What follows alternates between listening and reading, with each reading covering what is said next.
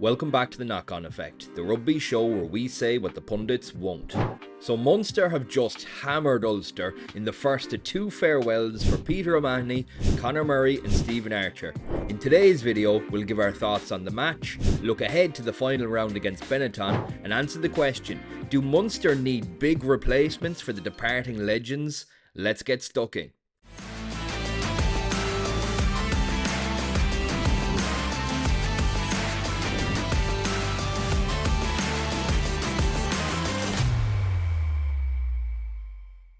So kicking things off, let's take a look back at the Ulster match. The atmosphere was primed for the send-off, wasn't it? The crowd in full song and the tension was tangible. I think a bit of that tension leaked over onto the pitch, as Ulster were able to get off the mark first with a soft try from Stuart McCluskey. Milne quickly returned the favour with his first try for Munster. If he can stay fit, what a steal he'll be.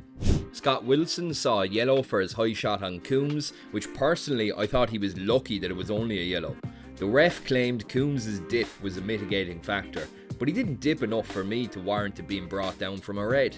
Nonetheless, Munster pushed on, and after some slick hands through the backs, Peter O'Mahony released Tom Farrell beneath the post for his first try of the night. Ulster responded in kind with another soft try, and Jack Murphy once again splits the uprights.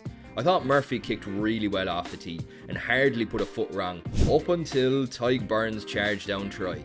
What a performance from him soon after being named in the Lions.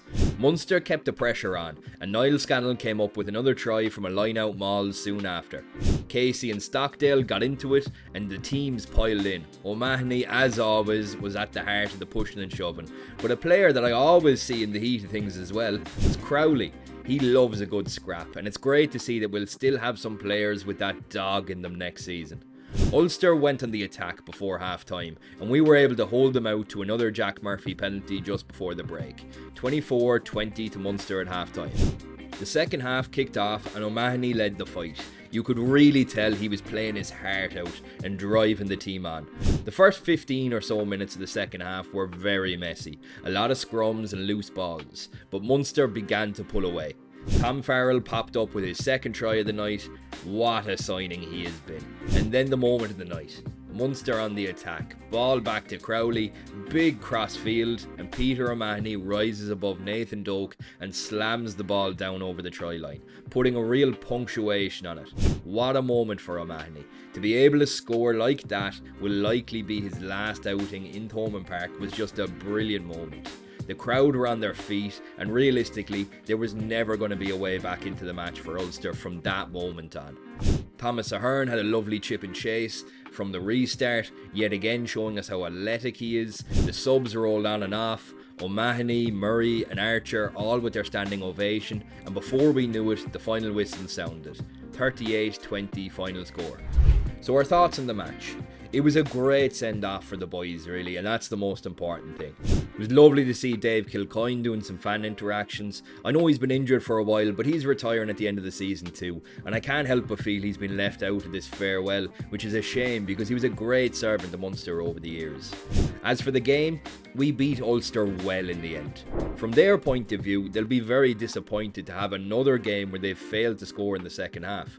I thought Jack Murphy kicked really well, Stockdale was lively in moments, Izuchwu was brilliant in the line-out, and I'm a big fan of Nath Doak. I think a lot of people forget he's still only 23. Fantastic player. As for Richie Murphy, I know there's a bit of a mixed feeling up north, but next season will be the real test. Ulster will likely be playing Challenge Cup rugby next year, and as harsh as it sounds, that's where they belong. They had no right to be playing Toulouse this year, and I thought a year away from the spotlight will do them the world of good in terms of rebuilding. They've plenty of talent, it's just about getting them working with a bit more cohesion, tightening up the defence and attacking their game plan. From a Munster perspective, thrilled with the result. 1 down, 1 to go. The line-out was still shaky, but we scored 2 tries from the line-out, so don't overlook that. The scrum was brilliant, and ultimately, we really put Ulster to the sword when push came to shove. O'Mahony played a blinder, Milne looks like the real deal, Tom Farrell put in another man of the match performance. I've very few complaints. Which leads us to next week. Benetton will travel to Cork and we go again. Another send-off for the Cork crowd and our season on the line. Benetton played a stormer against Glasgow on Saturday. In particular, Jacob Umaga and Rhino Smith seem to be on flying form. But make no mistake about it, Benetton have been doing this all season. They are a well-drilled outfit who will be looking to spoil our season. Do we have another emotional performance in the tank? I can't call who we'll face in the knockout rounds if we get there.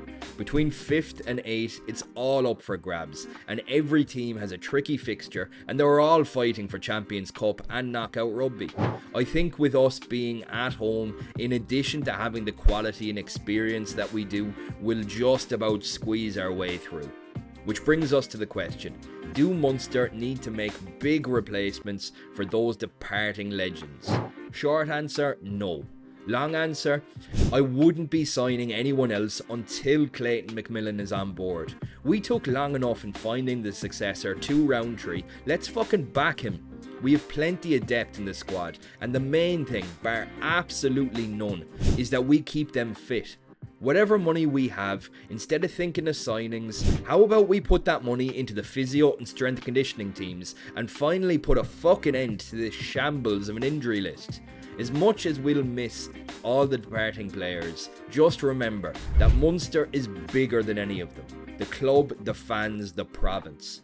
We have one game left in the URC, and hopefully we'll have a good run in the knockout stages. Between Kilcoyne, Archer, Murray and O'Mahony, let's send them off in a way that they deserve. If you enjoyed the video, please do hit like and subscribe. It honestly really goes a long way in ensuring we can keep making this kind of rugby content. As always, cheers for watching. Catch you at the next one.